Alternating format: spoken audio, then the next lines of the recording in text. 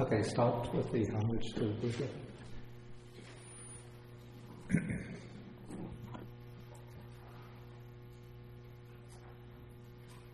Namo tassa bhagavato arahato samma sambuddhassa. Namo tassa bhagavato arahato samma sambuddhassa. Namo tassa bhagavato arahato samma sambuddhassa. Okay, good morning, everyone. Oh, somebody got cold today. Was it my imagination, or was it really? I think if we had rainy weather, it would be snowing. No.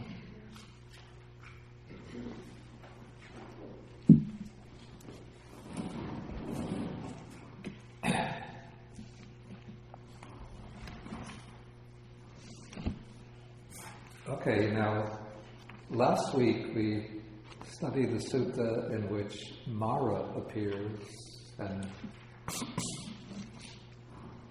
we discussed a little bit about the nature of Mara and the question whether Mara, the tempter or the evil one in Buddhism, is just a symbol for the defilements or for ignorance and craving, or whether Mara is a kind of real deity, a real being. I mean, I can't give a definite answer to that, but this sutta that we're going to study today shows Mara functioning as a real being, not just as a symbol for somebody's mental defilements. And so this sutta will take the form of a kind of contest or a discussion between one of the Buddha's chief disciples, Maha Moggallana, and Mara himself. Okay, so we could turn to the text, and we see that the sutta begins. It doesn't really feature the Buddha, but it features Maha Moggallana, who is the Buddha's chief disciple in the exercise of supernormal powers or psychic powers. So Moggallana had the ability to multiply his body so that instead of seeing one body, you could see 10 bodies, 20 bodies. He could be in different places at the same time.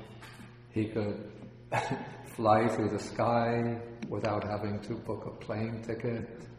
He could sink in water, sink into everybody sinks in water. He could walk on water, sink into the earth.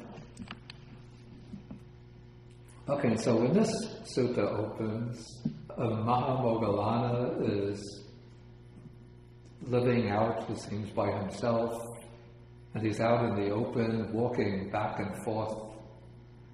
And then on this occasion, it's a little strange sutta, but as we study this, we're going to try to see whether we can find, there has to be some message that's being conveyed by the sutta.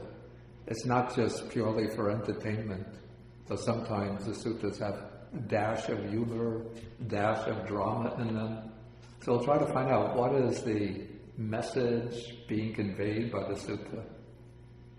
But as the sutta opens, Mara, of all places, he goes into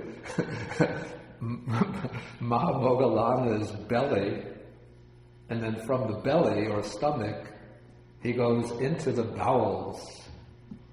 And so, as Moggallana is walking back and forth, suddenly he feels his belly get so heavy. And then he wonders, why has my belly suddenly gotten so heavy? It seems like I've just eaten a whole bunch of beans. So he must have been feeling too uncomfortable, too much like a bellyache even to continue walking. And so he goes into his dwelling place, and then he sits down, and then he starts investigating himself, probably using like the divine eye to look into his body to find out, why did this feeling of heaviness suddenly come upon me? You know, he probably ate just an ordinary meal. He was walking back and forth for exercise. So any food that he had eaten would have gotten well digested. So he was wondering, why suddenly my belly has just gotten so heavy? And then as he investigates his body, he sees that Mara is inside his bowels.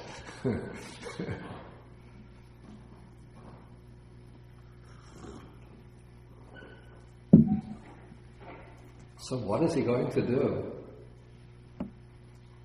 So he addresses Mara. Now Moggallana at this point is an arahat. That means he's completely liberated from all defilements. And so this could not be Mara just as a symbol for defilements in the mind. But here Mara is functioning as an independent living being who has his sort of malevolent purposes. He wants to create trouble for a disciple of the Buddha, even one who's fully liberated. And so Moggallana says to him, "Come out, evil one, come out, evil one. Don't harass, don't trouble the Tathagata," that's the Buddha, "and don't trouble a disciple of the Tathagata, or it will lead to your harm and suffering for a long time."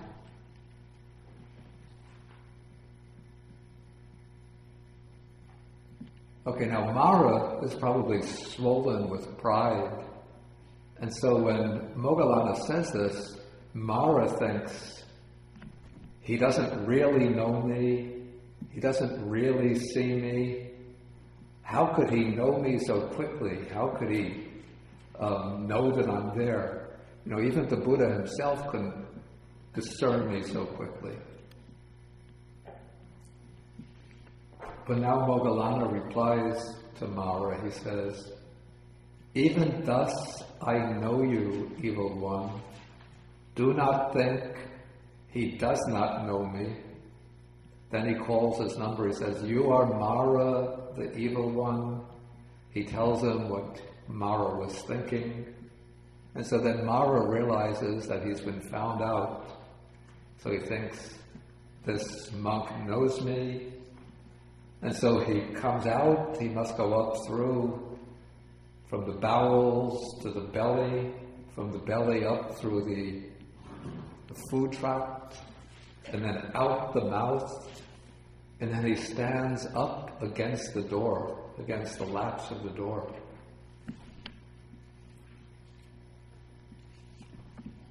Maybe he's trying to hide there in some way. But then Moggallana sees him standing there and says, "I see you there, too, evil one. Do not think he does not see me. You are standing against the door bar, evil one." Okay, now Moggallana is going to relate a story to Mara.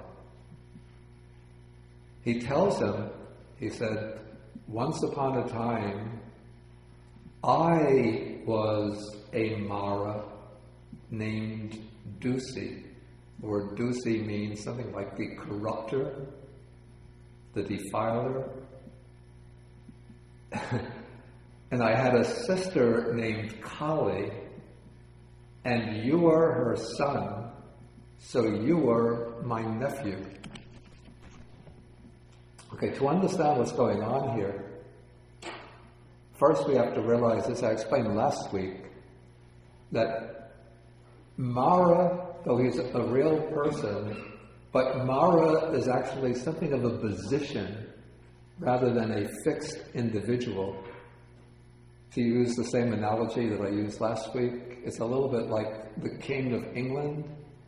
You know, so there's always a king or queen of England, but when one king dies, he passes away, and then another person gets appointed king.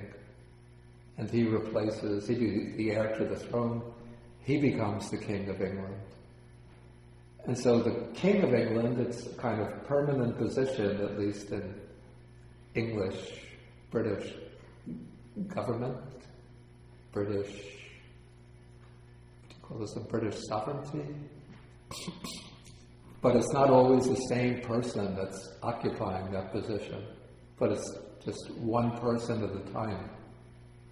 And similarly, Mara is a position, not appointed, not elected, but different beings get to be Mara because of their karma. If they have those karmic, I think one would have to have a desire or aspiration to become Mara. So I don't know why anybody would have that aspiration. But there was a certain type of karma one gets to be Mara. Yeah. Kali, of course, is Durga, like goddess and Hindu goddess. Yeah. Most powerful because she destroys any evil. So it may be an attack on Hinduism, saying that when he was in that incarnation, he was a Hindu and he had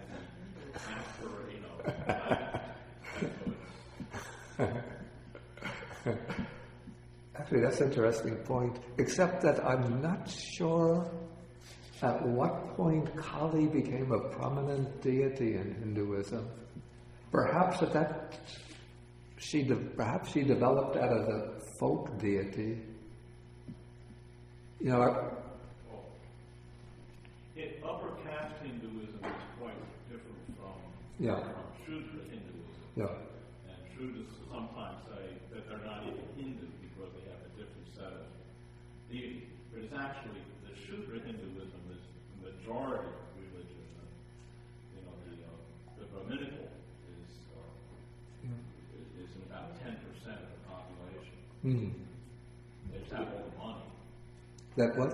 They have all the money and all the press releases. Yeah. Right, so they make the official propaganda. Yeah. Though I don't know in any Buddhist texts from the early period an acknowledgement of Kali as a deity. I just don't know. It's something I'm not sure about. One would have to look into the history of the evolution of the Hindu deities, see whether Kali was a deity at that time. Certainly the Buddhist texts make fun of Brahma, who was depicted as the chief deity of the Brahmins.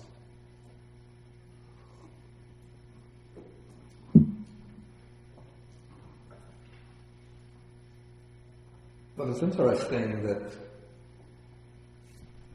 the person who became the chief disciple of the Buddha at some point in the distant past had been Mara, the evil one, the corrupter, the defiler. Any kind of message coming out from that?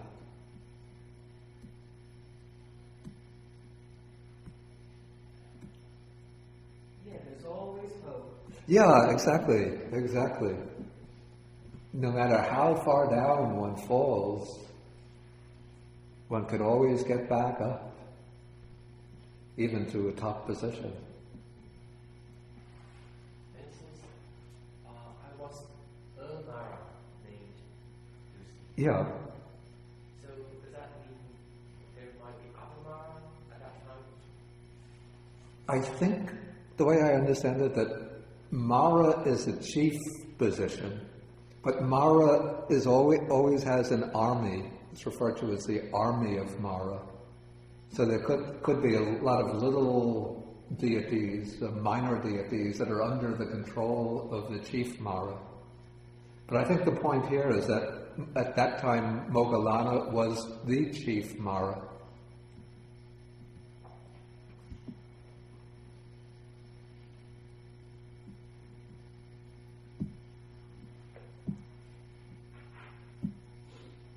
Is there anything else that's interesting that one could draw out from this? A reflecting particularly on Maha Moggallana, say compared to somebody like Sariputta or Ananda? Yeah. Well, Maha Moggallana was known for his great spiritual power, his idis. He had the magical powers. Yeah. Sariputta was known for his analytical wisdom. Yeah. Ananda was known for his great memory. Yeah. I also think he really exemplified compassion a lot too, but that's just my personal thing. Wait, say again? I also think Ananda really, really exemplifies compassion and memory. Yeah. But he's not, they don't really bring that up in the suttas. But, Maha Moggallana is the big magical one. It just sort of makes, it just kind of makes sense to me that you have this sort of little, almost like a fairy tale, lesson in spiritualism. Yeah. Sariputta is very dry. I think it's just sort of, I don't think he would. Thank you. Yeah. It just wouldn't seem to fit with the other disciples, just in my view. Yeah. I think that this is the interesting point, because Mara is seen as exercising these supernormal powers, taking on different appearances in order to tempt and try to lead monks and nuns astray, being able to cause the earth to shake, being able to transform himself sometimes into a serpent, showing up demonical appearances, causing changes in the weather. And this seems to go quite naturally with the supernormal powers that Moggallana exercised. Yeah, I just wanted to continue this thought one step further. And if one reads the text, one sees that Moggallana can sometimes be quite forceful in his character. Like there's an incident one time where the Buddha, it was the full moon night, and the Buddha was supposed to recite the Patimokkha, the code of monastic rules. But there is a corrupt monk in the assembly, and the Buddha doesn't specify who he is, but whenever Ananda asks the Buddha to recite the Patimokkha, the Buddha just remains silent several times till when the night comes to an end, the Buddha says to Ananda, "The assembly is not pure." Then Moggallana thinks to himself, who is the Buddha referring to in this assembly? And then he uses his supernormal power to look into the minds of the other monks. And then he sees one monk sitting there who is corrupt, defiled, not a real monk, though pretending to be one, and so on. And so Moggallana goes up to him and says, "The Buddha has seen you, friend, get out." 3 times Moggallana says that, and the monk just remains sitting there, or this person disguised as a monk sitting there. Then Moggallana thinks to himself, "This is amazing. This guy is spoken to 3 times, but he doesn't leave." Then Moggallana grabs him by the arm, pulls him out of the assembly hall, and closes and locks the door behind him. So one doesn't see Ananda doing something like that, or Sariputta doing something like that. But Moggallana does that. Wait, Matt has a question. This implies that Moggallana has had past lives.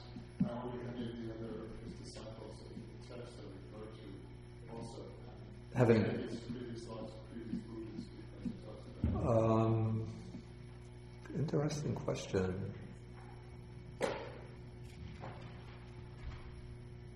Of course, there are like the commentarial stories. I would have to think about that. It doesn't come immediately to mind. Except there are some texts like Jataka stories embedded within the suttas, within the Nikayas. I'm not sure if the Buddha identifies some of the characters as being his own disciples at that time. I'd have to do a little investigation. Maybe you know these things. Well, I could be. Isn't there? Unless this is the commentaries. I mean, I remember there's stories about Ananda being the king and Buddha advising him. There's something about drunkenness. Maybe is that the Jataka story? Usually those are the Jataka stories. Yeah, I'd have to start looking things up to find out whether there are any references to the past lives of the disciples in the suttas themselves. There's one, and I think it's in the Samhita Nikāya, and I forget if the Buddha is, I forget if it's Sariputta or Maha Moggallana, but they're going to a village. Yeah. And the village, I think it's Moggallana, I'm not sure, so I'll just use that name until you remember. Yeah. Anyway, and the villagers are like, oh my God, it's Maha Moggallana. They're nice to the Buddha, but they don't really care about him. Yeah. And one of the disciples, why are they making such a big deal about Maha Moggallana, not, the Tathagata? The Tathagata says, many lives ago, when so-and-so, I guess they were Brahmins or whatever, they were just regular people, they were going up this hill and there was a swarm of bees, and the Buddha would say, these bees, kill them, get rid of them, and Maha Moggallana, I feel sorry for them, I want to be enlightened and I will help them and teach them. And then the Buddha said, well, those bees, these are the villagers. And they remembered that he was kind and I wasn't. And that's why they make a big deal out of him and sort of like and I can't, I'm going to... That sounds like a commentary type of story. I'm pretty sure I read it in some... Anyway, I translated it on YouTube. I don't remember anything I like have that. to look that up, unless it was in the back, and I can't remember in one of the footnotes. I don't even remember putting that in the notes. But you look it up and... I'll have to look that up, I remember that story. Okay, Richard has something to say. Yeah, I was saying that... Maybe take the microphone. There's a kind of Christian version of what seems to be going on with Moggallana, which is something with the prodigal son, say with Faust. Herodotus saves Faust at the end of Faust. Of course, he's accumulated all these magical powers by contact with Mephistopheles, right? And Johnny Chrysostom, the preacher around 400 AD, was a murderer before he became a Christian. Yeah. This apparently made him an extremely dynamic preacher. Yeah. I think there's the same kind of... the point is, if somehow if you transmute evil or like etc. that power, then there are special holy powers. Yeah. Okay, I think we should go on then. Okay, so the person who's now Moggallana at that time was the Mara, or the Mara named Dusi, and his sister is named Kali, and Kali had a son, and who was her son? But the person who is now Mara, the evil one. But since Moggallana was Mara, and he had the sister Kali, she must have been some kind of goddess. And so her son, who's now Mara, must have been maybe a little Mara, a minor Mara. Anyway. Okay, and this was the time during which the Buddha named Kakusanda was the Buddha, the reigning Buddha in the world. Kakusanda goes back, let me just see.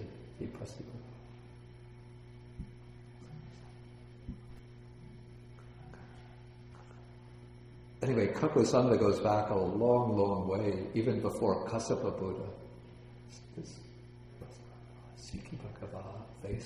Kakusanda Konakamana Kassapa Gotama. So there's Gotama, then going backwards there's Kassapa Buddha, then Konakamana Buddha, then Kakusanda. So this is 1, 2, 3, 4 Buddhas ago. So he was the Buddha in the world, and then he had also a pair of chief disciples. One was named Vidura, which means something like responsibility or taking up the burden, and the other was named Sanjiva, which means living or life. And then each of these two disciples had their own specialization, just like Gautama Buddha's two chief disciples, Sariputta, the specialist in wisdom, analytical wisdom, and Moggallana, the specialist in supernormal powers. So under this Buddha, the monk Vidura had the specialization of teaching the Dhamma, and Sanjiva his specialization, it seems, was deep meditation. And so there's a story about how he got the name Sanjiva. It seems to me that this has to be intended humorously. We might not share the ancient Indian sense of humor, but I think that this is their intention. Okay, this monk, Sanjiva, would go to the forest and he would very easily enter into this meditation called the cessation of perception and feeling. This is the meditative state in which all perception and all feeling completely stops. And it's said that when one is in the state of meditation, nothing could harm one. It's sort of like it creates almost like the magical shield around the body. Remember, was it the Colgate advertisement for the teeth? Of course, this goes back to the 1960s. I don't know whether they still use it. But when you brush with Colgate or was there a toothbrush called Palmolive? No, Palmolive was the soap. It must have been Colgate.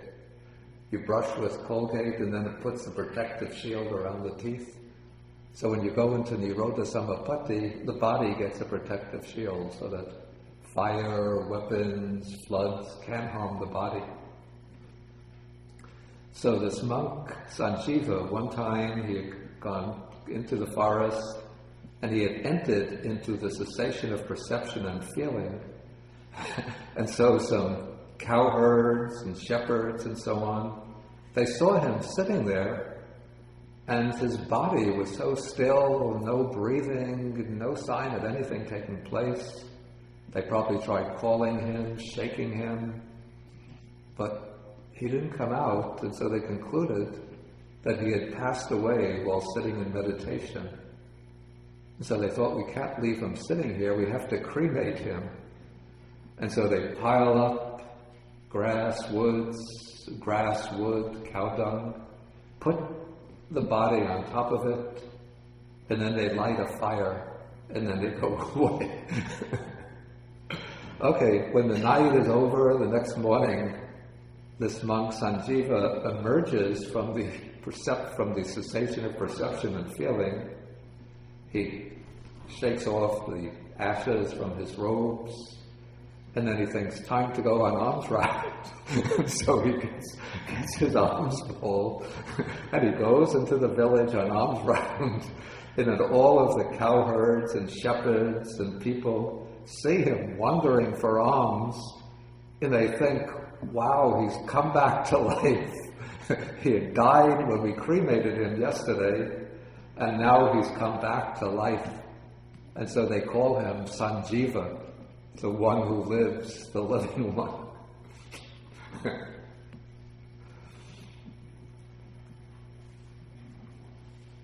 Okay, now Mara, this is the Mara Dusi, wants to create trouble for the good monks under the Buddha Kakusanda. So Mara has to find some way to shape their minds, to shape their mental stability, because that's how Mara gets an opportunity to enter, to get control of the person's mind.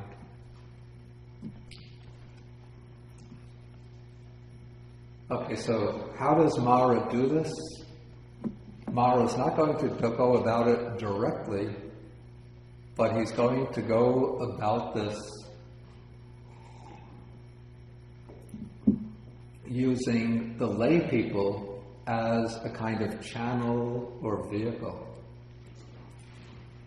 And so the text says that Mara thinks to himself, let me now take possession of the Brahmin householders, and I'll tell them, that is, he's going to sort of tempt them or lure them into abusing and reviling the good monks. So, getting control of their mind, he plants in their mind the impulse, the thought. When you see these good monks coming on alms round, when they come into the village to collect alms, then you should abuse them, revile them, scold them, and make trouble for them. And then it's possible that when they are being abused, reviled, scolded, and harassed, then their minds will change. Their minds will get upset or angry.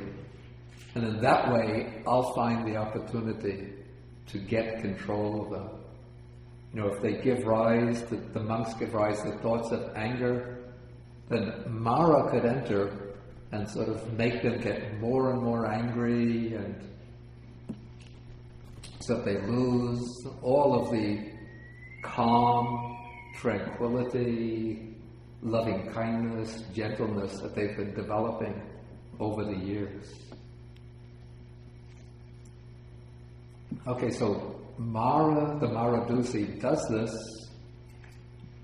and then when the monks come into the village, either for their alms round or to give Dharma teachings to the people, then the householders, especially the Brahmin householders, start insulting them. They say, "You are these bald-headed ascetics. You are the swarthy," that means dark, menial offspring of the kinsman feet. Maybe this needs a little explanation. What's called the kinsman here, with the capital K, is Brahma. And it was the belief of the Brahmins that the different social classes of Indian society had arisen from different parts of Brahma's body. They believed that the Brahmins themselves came from Brahman's head, especially from Brahman's mouth, that through his own direct command, Brahma created the Brahmins. Then it's from Brahma's arms and chest that he created the Kshatriyas. The Kshatriyas are the warriors, the administrators, the rulers, the kings and aristocrats. And so the kings and aristocrats perform the function of ruling over the country. They exercise political power, and that's seen as the function of for the body. It takes strong arms and a strong chest for a person to be able to do things effectively with the body. Then the Brahmins believed that the Vaishyas sprung from Brahma's thighs. The Vaishyas were the landowners, or the cultivators, the ones who cultivated the land, who owned the land, many of the parcels of land, who raised the cattle, who worked as merchants. And so they were like the pillars, we call them the mercantile class, the class that kept society rolling, the wheels of the social and economic order rolling. So those were like the thighs which hold up the trunk of the body. And then the Shudras were the menial workers, the laborers, the servants, the people who worked the fields. And so that was considered the lowest social class within the class system. And so they were the feet. They came from Brahma's feet. Now those who become ascetics or samanas or bhikkhus in the Indian system, they step outside the class system. So really they don't belong to any of these social classes. But the Brahmins look down at the samanas, the ascetics, the renunciants. And so what they're doing when they're insulting them, they're grouping the samanas together with the sudras, with the manual workers, the menial workers. They're saying, you spring from Brahma's feet. And so they call them baldies because they would shave their heads. I used to get this too, and not anymore, but back sometimes in the 1970s when I was back in the U.S., and walking through the streets, they would call out, "Why don't you grow your hair? Baldy, bald head." Those days I was young. Nowadays, they don't have any reason to say that to me.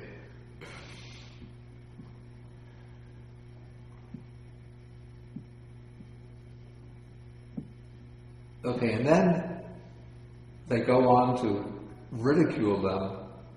And they say, you say, we are meditators, then with shoulders drooping, with head down and all limp.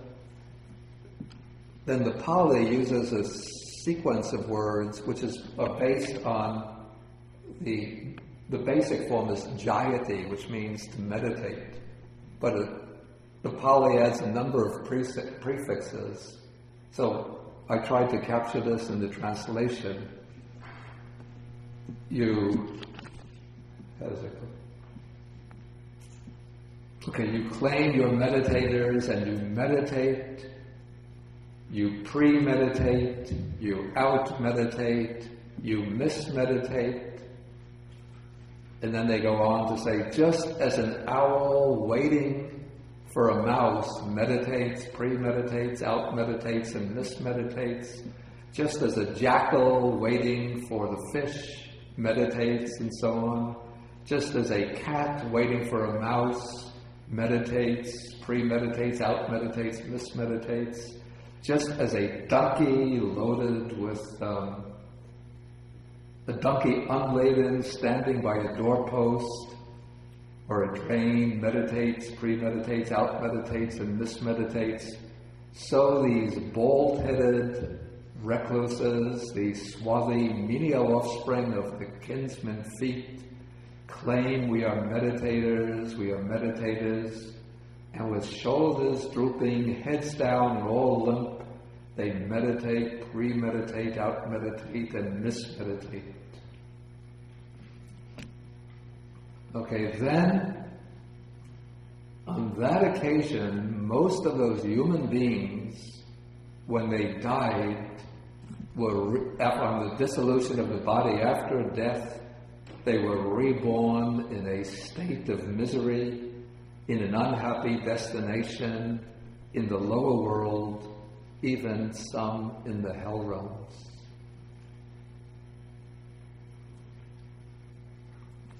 Okay, any kind of agenda underlying this passage?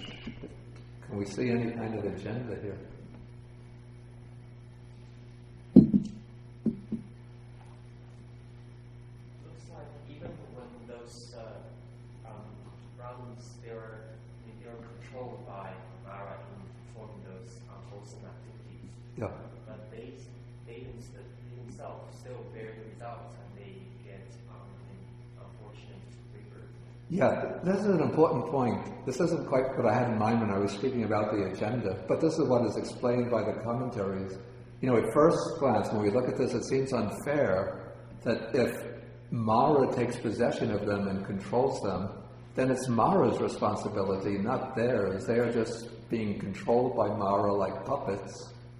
So, in that case, the people themselves, the human beings, shouldn't bear the karmic responsibility. So what the commentary says is that even though Mara entered them, sort of entered their minds, but Mara wasn't controlling them, but Mara was just giving sort of suggestions to them, telling them, sort of like in the form of temptations, tempting them to act like that. But he was not manipulating them so that they were like a person in a trance who's been told by a hypnotist, you should go up to the third stranger who comes walking down the street and slap him in the face. In that case, if a person does that, we have to say the person isn't responsible for hurting another, it's the hypnotist who tells them that. But this maybe it's more analogous to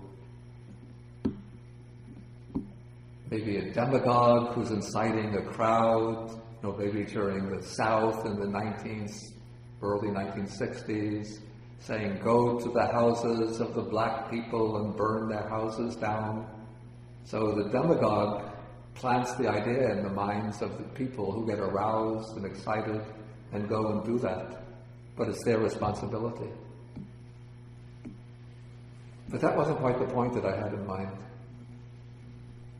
Well, basically what it says is, don't do anything bad against bhikkhus or the Tathagata, or something bad will happen to you. Yeah, that's one point. Something more specific I had in mind. I thought, Richard, you would have some idea. Well, you're saying that the Hindu order is going to lead you to a bad rebirth, particularly if you resent Buddhists. If you what? If you resent Buddhists, that is, if you treat Buddhist monks badly because they are not Hindu and you are, then you will go to the lower realm. Yeah, this is pretty close to what I had in mind. But to put it a little more exactly. Well, I don't know if this speaks to it, but it's also really rebuking in a way the caste system. What? Brahmana.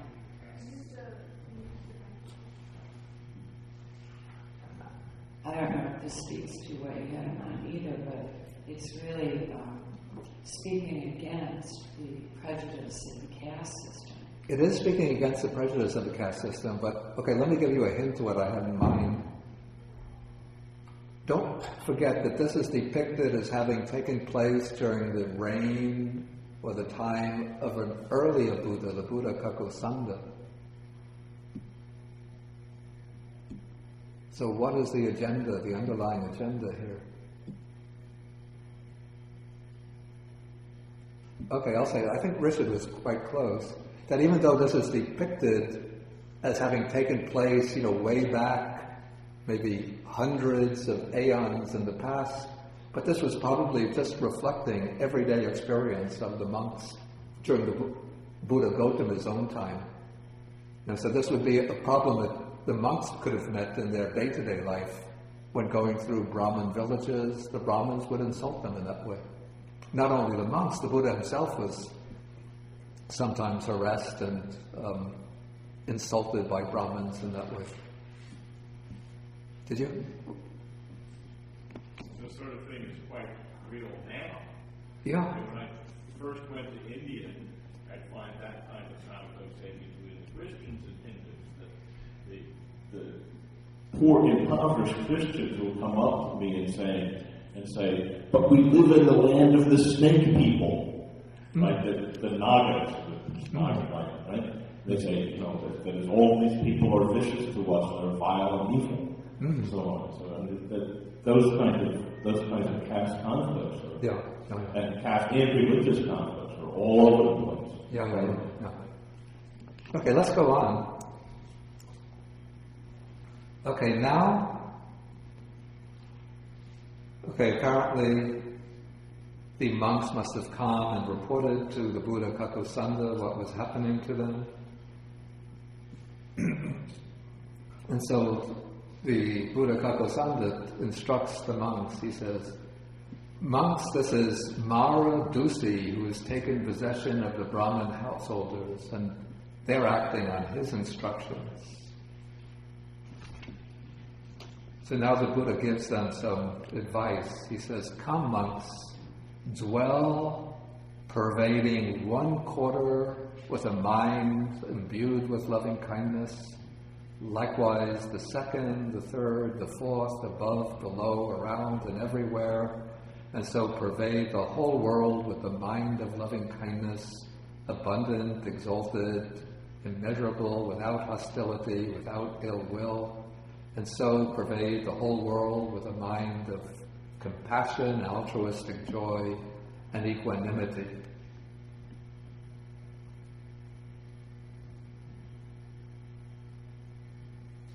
Okay, so the monks get this advice from the Buddha, then they go to the forest or to a quiet place, and they practice these meditations. These are the 4 immeasurable states, or the 4 Brahma-vihara, the 4 divine abodes.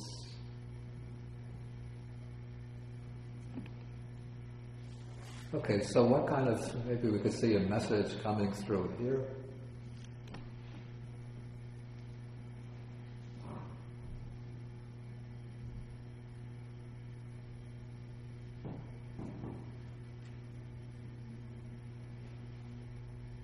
What would be the message?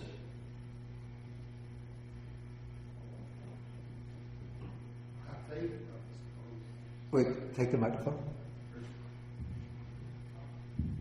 I suppose that would be just to have faith in your practice and not worry about. Yeah, but it's not so much faith in the practice, but special kind of practice. What is the way to develop, to deal with this kind of antagonism from others? Aggression, hostility. The only way to deal with antagonism is. Wait, you take the microphone this time. Like the only or the most effective way of dealing with antagonism is with loving kindness. Yeah, exactly. Loving. Oh yeah. So this is the Buddha's constant instruction that if others insult you, revile you, abuse you, you shouldn't insult them in return, you shouldn't abuse them, you shouldn't revile them in return. But the way to sort of overcome them, or to, in quote marks, conquer them, is by extending loving kindness and compassion towards them. And so if people are hostile, then the Buddha gives the instructions, respond to them with loving kindness. There's a sutta, it's actually the beginning, early part of the Brahmajala Sutta, the first sutta in the Bhikkhu Nikāya, where the Buddha tells the monks, if others should insult me, or insult the Dharma, or insult the Sangha, you shouldn't get upset, angry with them, and become hostile towards them. But you should go to them and you should say, for such and such reason, he says, you shouldn't get upset with them, angry with them, or become hostile towards them, because if you do so, that will just be for your own harm and suffering. But instead, you should go to them and say to them, what you say is wrong, this is the reason why it's wrong, that's the reason why this is wrong, this is the reason why that is wrong, and so on. Okay, so the monks practice the 4 immeasurable states, and then when they next come through the village, next time they have to go to the village, when the Brahmins insult them and abuse them, then the monks just radiate loving kindness and compassion, and this will perhaps transform the minds of the Brahmins. Okay, so Mara, now he realizes that he's lost this round to the Buddha and the monks, so he wants to think of another strategy. So now I'm in paragraph 16. So now Mara thinks, in effect he says, I've lost out on this round, so let me now take possession of the Brahmin householders and tell them, come now, honor, respect, revere, and venerate the virtuous bhikkhus of good character, then perhaps when they are honored, respected, revered, and venerated by you, some change will come about in their minds, whereby the Maradusi may find an opportunity. Okay, so what is the agenda being, sort of the purpose of this passage here?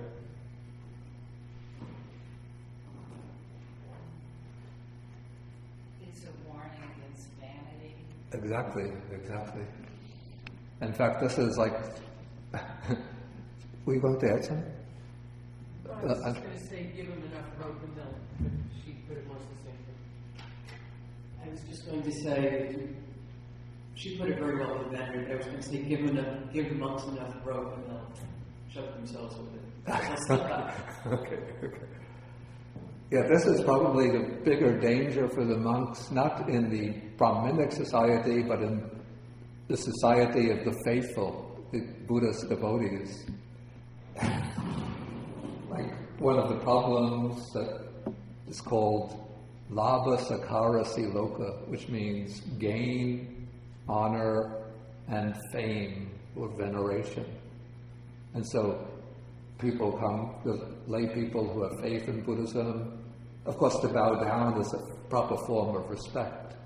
But when people bow down, the monk can think, oh, they're doing that because I'm somebody special.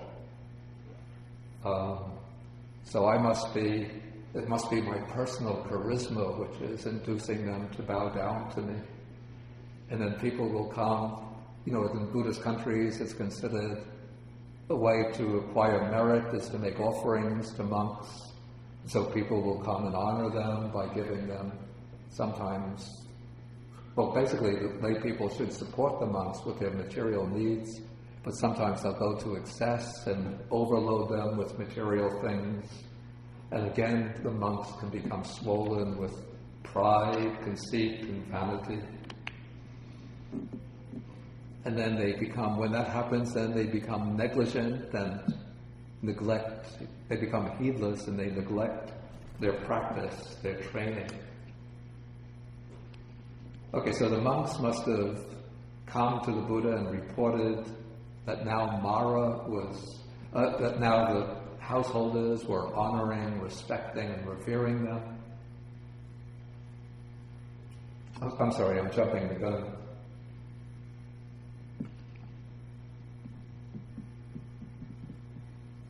Okay. So, Mara, the evil one, takes possession of the Brahmin householders' minds, and so the Brahmin householders honor, respect, revere, and venerate the monks. And so, on that occasion, it said most of those human beings, when they died, were reborn on the dissolution of the body after death in a happy destination, even the heavenly world. Again, in this case, it seems Mara is not controlling the lay people, but he is inducing them to act in this way. But they choose to act in that way of their own free will. And so by doing this, then they do get merit because they're showing respect and reverence to the Sangha, one of the fields of merit, and making offerings, which it's all meritorious. But Mara's intention is a bad one, even though the lay people being induced by him might have a good intention. Okay, so now the monks must have come and reported to the Buddha what was happening, and then the Buddha gives some advice to the monks. So here, the Blessed One, I'm in paragraph 18, the Blessed One, Kakusanda, accomplished and fully enlightened, addressed the monks thus. He tells them that first that it's Mara that has taken possession of the Brahmin householders and is inducing them to behave in that way. So Mara has the bad intention. And now he tells the monks, come monks, abide contemplating foulness in the body, we could say the unattractive nature of the body, perceiving repulsiveness in nutriment, perceiving disenchantment with all the world, and contemplating impermanence, the impermanence of all formations, of all conditioned things. So you see, when one gets honor, respect, veneration, then the mind swells up with vanity. And then this leads to a kind of attachment to these worldly gains, these worldly acquisitions, and then one starts clinging to them, and one loses sight of the need for liberation. And so these four meditations are intended to create within the mind what we call a quality of samvega.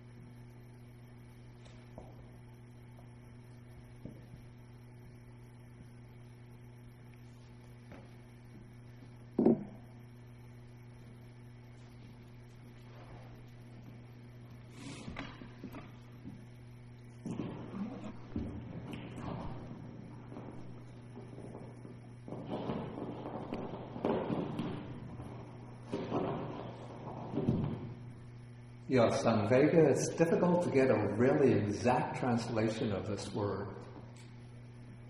But sometimes we render it as a sense of urgency. It's a kind of agitation that descends. But it's not the agitation of the ordinary restless mind, but it's an agitation that comes when one realizes the unsatisfactory nature of existence, of ordinary existence, or that sense of truth that breaks through the complacency of our ordinary day-to-day life, or it's the kind of agitation that arises when truth breaks through the complacency with which we lead our ordinary lives. But I think it was Thoreau who spoke about lives of quiet desperation. So when that gets shaken, that is samvega.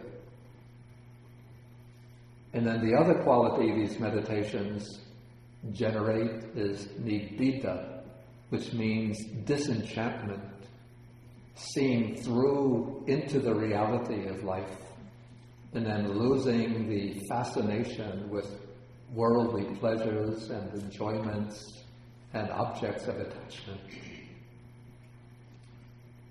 So here the text mentions 4 meditations that have this effect. One is the contemplation of the, I think better is the unattractive nature of the body. So when one sees the nature of the body as being made up of different organs and tissues, hairs of usually the text enumerate 31 or 32 parts, heads of the hair, body hair, fingernails, teeth, skin, the muscles, nerves, bones, bone marrow, kidneys, heart, the liver, the diaphragm, the spleen, the lungs, stomach,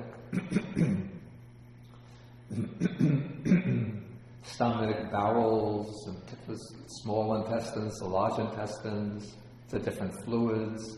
Then one loses the attachment to the body. Then perceiving repulsiveness and nutriment. You see, when the lay people honor the monks, one of the things they do is to prepare very tasty, delicious foods. And so if the monk is not mindful, he could become sort of intoxicated with the taste of the food.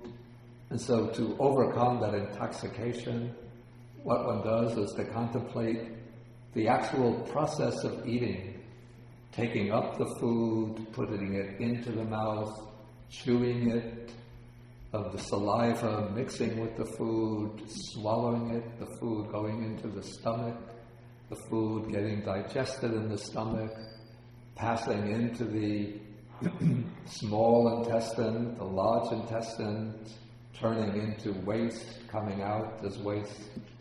And so that kind of reflection will bring the perception of the repulsive nature of food and the eating process. Then perceiving disenchantment or discontent with all the world is seeing, reflecting on all of the different troubles and dangers and miseries in worldly existence, old age, sickness, death. And then contemplating impermanence of all conditioned things, that everything that arises is conditioned by other factors, and so it's all impermanent. And since everything is changing, there's no use clinging to anything. So today I'm praised, maybe tomorrow I'm blamed. Tomorrow I'm blamed, next day I'm praised.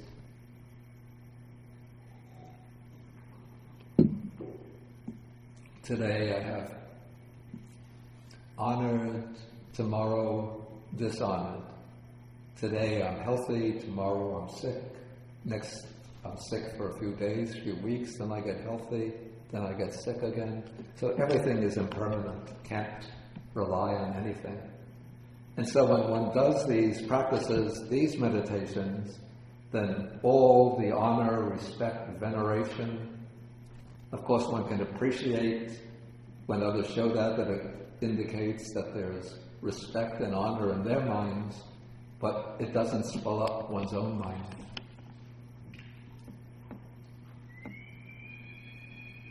Okay, so when the monks get this advice from the Buddha, then they practice in this way. And apparently, probably in this way, as they go on their alms round or into the village and get respect from the people, then they're able to maintain equanimity. Okay, now there's a kind of shift of scenario, and this particular incident is discussed here, or narrated. This begins in paragraph 20. Okay, on one occasion, the Buddha Kakusanda goes into the village for alms together with his chief monk Vidura as his assistant. Then the Maratajjaniya, this is the former Maha Moggallana, takes possession of a certain boy, has the boy pick up a stone and throw the stone at the venerable Vidura on the head, so that it cuts the head even to the point that blood comes flowing out from the head.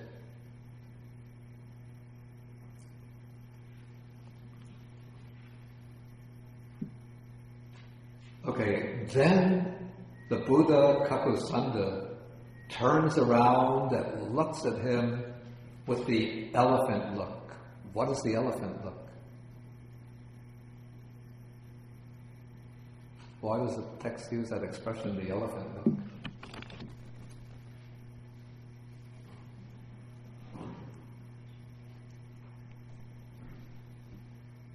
Anybody have? Has anybody seen an elephant look at something behind him? What does the elephant do?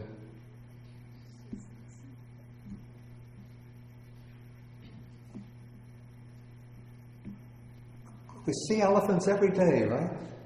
Doesn't he have to turn his whole body? Yeah, exactly. The elephant turns the whole body around. So this is said what the Buddha does. The Buddha, when he wants to look at something behind him, it's sort of part of his Buddha dignity that he doesn't turn the head around like this, or turn part of the body like this, but sort of like with a regal his regal demeanor is such that when he wants to see something behind him, he turns the whole body around. So the Buddha turns around, looks behind him, and he thinks to himself, this Maradusi knows no bounds. It's just gone beyond the limits completely. And with that look, the Maradusi fell from that place, from his status, and was reborn in the great hell. Now the commentary has to come in here and give an explanation. Why does the commentary give an explanation? Otherwise the Buddha kills somebody. Yeah, otherwise you think that the Buddha has not only killed somebody, but he's consigned somebody, even a Mara, to hell.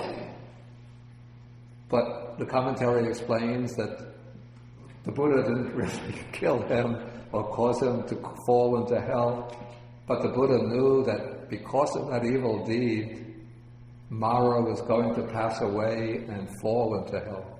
But the Buddha just turned around in order to say to him, you know no bounds.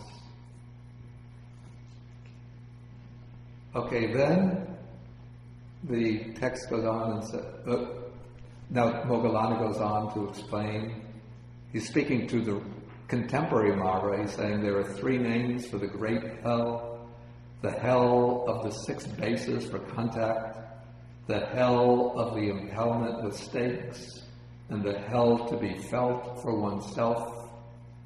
Okay, then the wardens of hell came up to me, this is Moggallana, and said, good sir, when stake meets stake in your heart, then you will know I have been roasting in hell for 1,000 years.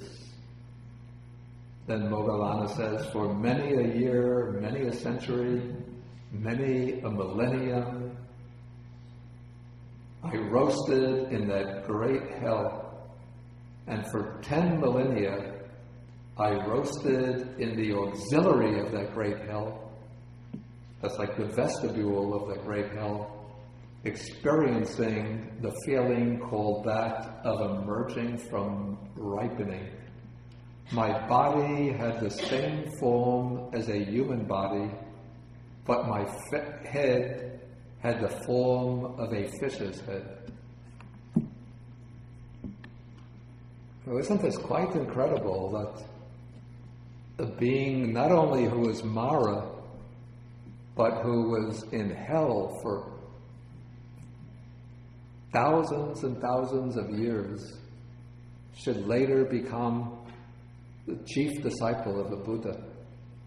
So if we feel some difficulty when we're trying to do our meditation practice and think, oh, I don't stand a chance of making any progress, too difficult, I just don't have it together. Well, could just think of Moggallana, who was in hell for thousands of years and yet became a chief disciple. And not only did Moggallana do this in an earlier life, does anybody else know what Moggallana did in an earlier life? Maybe still earlier than that one.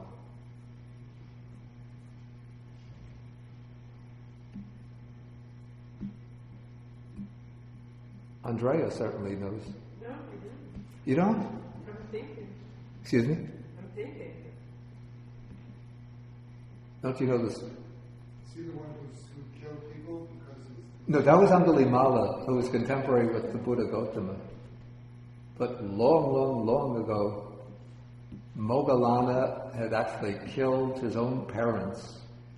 This is considered, actually the 2 deeds are considered 2 of the 5 terrible crimes, or terrible karmas: killing one's parents, killing an arahant, causing the Buddha to bleed with a mind of malice, and maliciously breaking up, causing a schism in a harmonious sangha.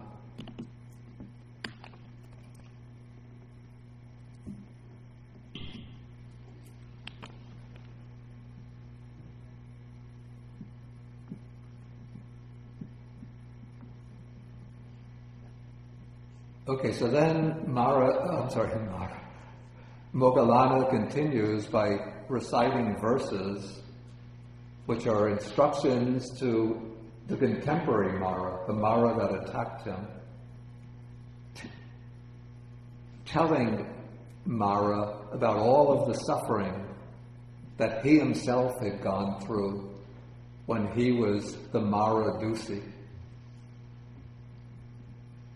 And then he warns him, in effect, not to attack a disciple of the Buddha.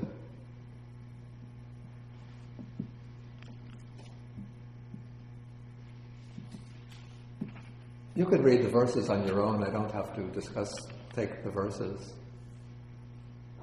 There are notes that explain some of the references in the verses. Okay, at this point I'll take any questions that have come up based on the sutta. Okay, Richard? What is the hell to be felt for oneself? What does that mean? I think the sense is simply that one has to experience that oneself. I mean, that's true of any feeling. So these are the three names for the great hell. Yeah. And the great hell has these three characteristics. One, it's the six bases, it's the hell of the six bases for contact. Yeah. In other words, it's the sensory. The six Yeah. bases are so it's a sensory hell. Right? Yeah. Okay. Secondly, it's one of the impalement with stakes. Yeah. And second, the hell to be felt for oneself. So those are the three names of it. Yeah. It's the same experience. Is that right? Yeah. It seems that there's just three different aspects to that experience. It's actually the same thing. Well, just what is, I don't quite understand the name of the hell to be felt for oneself. I don't either. The only sense that I can make out of it is that one has to experience it oneself. But of course, any feeling is like that. I don't know, maybe it just emphasizes that it's something to be personally felt. Cannot be expressed by words. I think that would be stated differently. I'm not sure. But one thing I should say, that this is the same as the hell that's usually called avicii, at least according to the commentary. There's another one besides Avicii, isn't there? Oh, there are actually large numbers of hells. There's supposed to be 16 hot hells, 16 cold hells. But avicii is supposed to be the worst of them. There used to be a punishment. There were once 360 forms of the death sentence in England, right? And one of them was impalement. That was when the judges would sit in a restaurant and throw oyster shells at you as you were stuck on a pole in the Thames as the tide came in, and you'd be drowned. But they would stick you on a wooden pole, right? So you would, right? That was impalement. It was going through the body? That's right.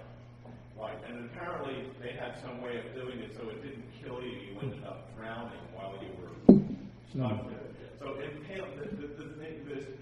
the relationship between these three names fascinates me. Because the first one is saying it's the six bases of contact, which implies it's wholly sensory. And the second one is impalement, so it's internal sense too, body sense. I mean, this is about as agonizing as you can get, right? And then the third one says, I think is it saying it's the one to be felt for oneself because there is no other, there's nothing abstract about it.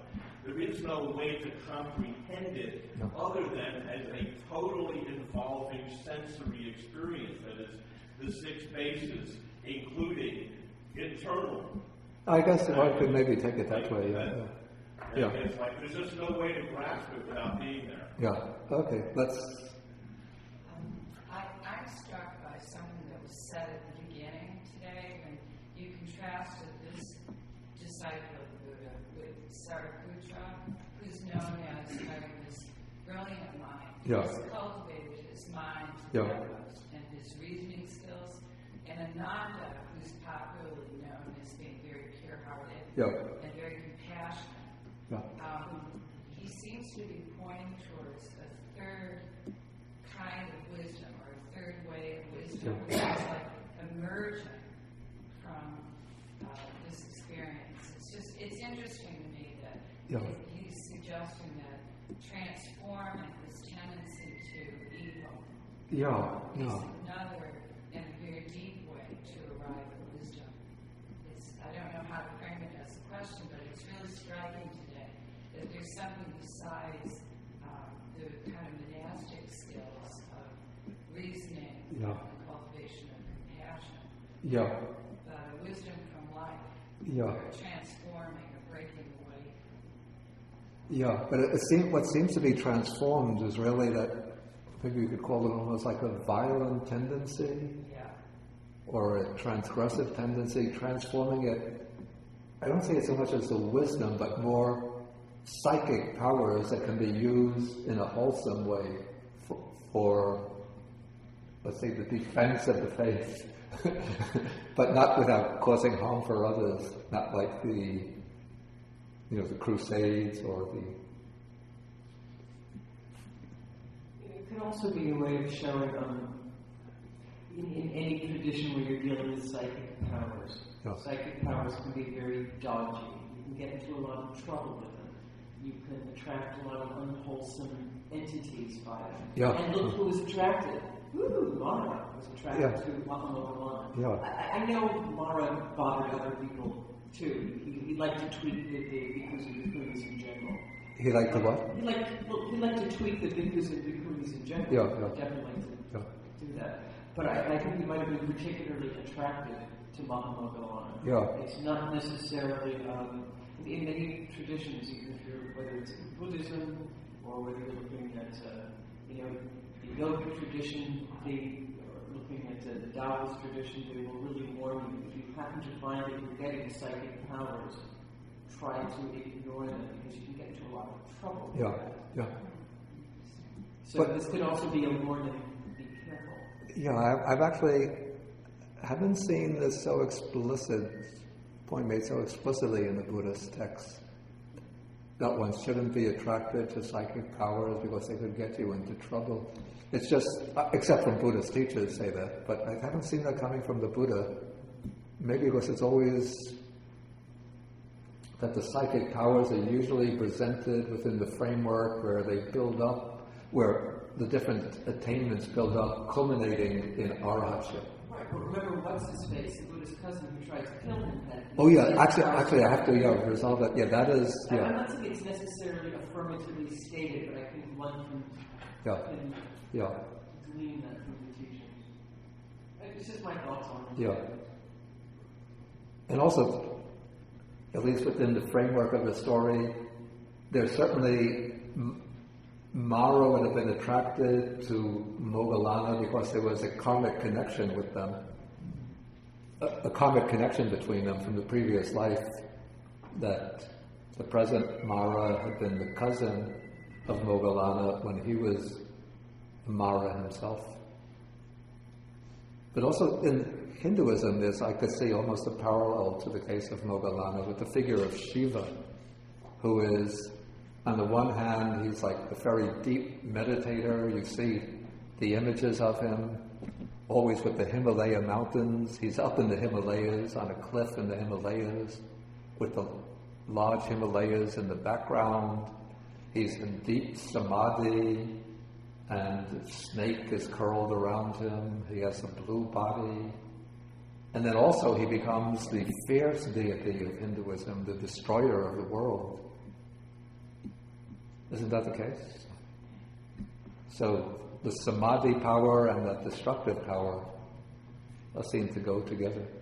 Whereas Vishnu is a little bit, maybe you could see Vishnu a little bit as analogous to Sariputta, sort of gentle and loving, and Shiva as being analogous to Maha Moggallana, with deep samadhi powers, but also can be strong and fixed and determinate in his action. Wouldn't the current Mara know that Moggallana had been Mara before in the past? see if in fact this change to this new state of worship is really solid, that it could be in fact tempted, and being aware that Mara had entered his body. Apparently, within the framework of the story, the current Mara hadn't known that Moggallana had been his uncle, the Maradusi, in a past life, because Moggallana has to tell him that. You know, I have to say very frankly, I don't know how much of this is actually historical fact and how much of this is a story intended to convey points of Dharma. So, you know, when they establish these relationships, I don't know whether they're really true or just sort of, okay, let's say, a fiction for the purposes of edification. There's an English expression, it takes a thief to catch a thief. And at the beginning, Mara had said, how did you know that I was Mara? You know, even the Buddha wouldn't see me. And maybe this is an application of that psychological wisdom. Yeah. It takes a white wizard. Yeah. Okay, I think we should end for the morning session, and then we can come back for some further discussion. Oh, there's a question. Let's see. One more question.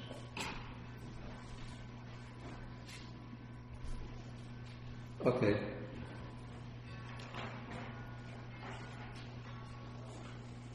Okay, as Mara took possession of beings in the physical sense, how do Buddhists see exorcism as compared to the Catholic Church?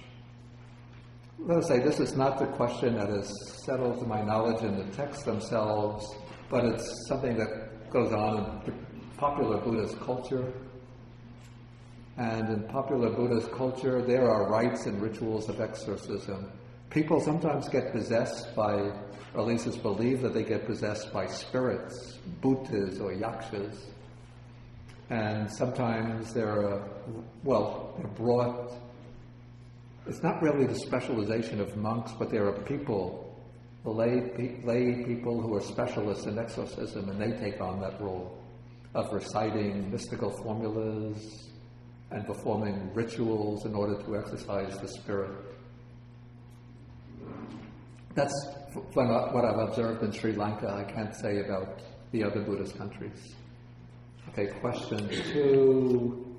Wealthy patrons who donate a lot of money to temples might be corrupting the monks. Isn't Mara actually taking possession of these monks rather than the danas? It's an interesting point. It seems here that Mara isn't able to get access to the monks directly. I don't know why. But what he has to do, at least this is the framework of the story. So the way Mara is working is by getting control of the householders and getting them either to try to make the monks angry and upset by abusing them, or making the monks proud and haughty by honoring and respecting them.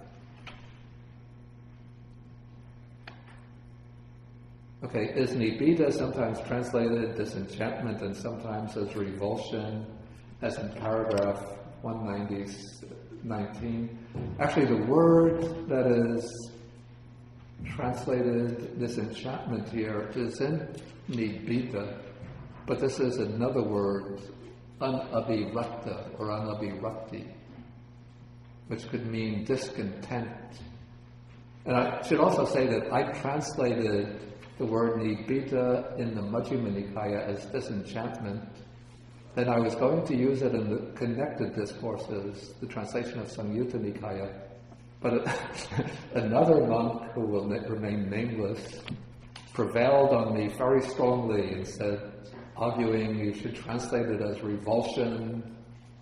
And then he gave me some reasons, and at the last minute, just before it went to press, I accepted his arguments and translated revulsion. But afterwards I regretted that, and I would go back, and in fact I'm using disenchantment again. I don't actually like revulsion.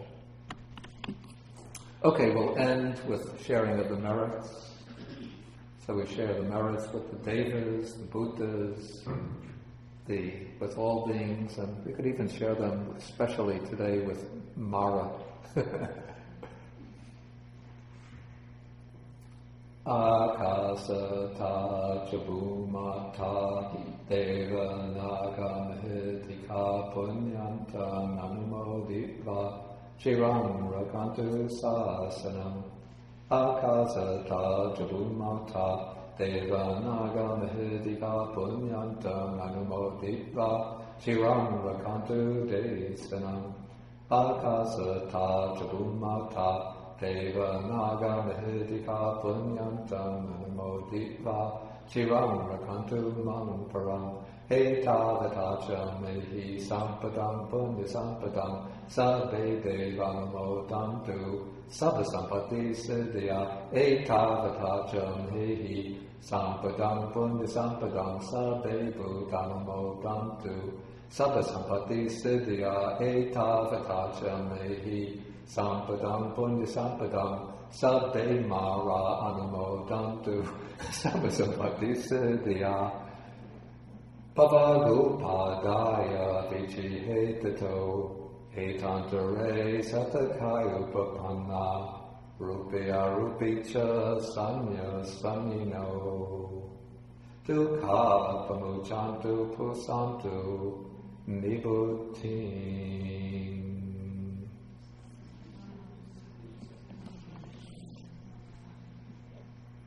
Okay, we could stand.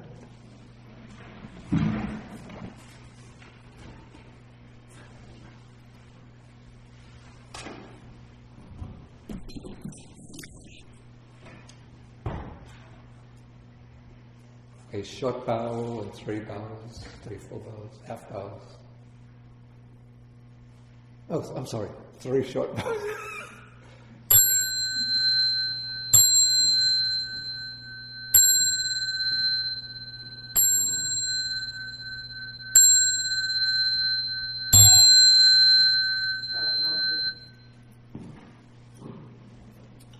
Okay, now today is the 16th, right? April 16th. So next week there's no class, and the week after no class, because there'll be a meditation retreat, which can they still register if they want? So if you would like to come, there's a 1-week meditation course being guided, conducted by the abbot's mother, who's come from East Malaysia. She is an authorized meditation teacher in the Burmese Vipassana tradition. So that goes on from April 23rd to April 30th. And the next class will then be the following Saturday, that's April 7th. I'm sorry, thank you. I'm getting everything mixed up. You know, I felt something into me just when I was chanting. And now I'm getting all confused. Yeah, May 7th, then May 8th, reserve May 8th on your schedule. On May 8th there will be the Buddha's birthday celebration at Tuongyan Monastery. So there'll be special food fairs and beautiful rite of bathing the Buddha. Everybody gets to line up and to bathe the newly born Buddha. And then there'll be special entertainment in the afternoon after lunch. Okay, so we can come back maybe 10 after 12 and have a discussion session.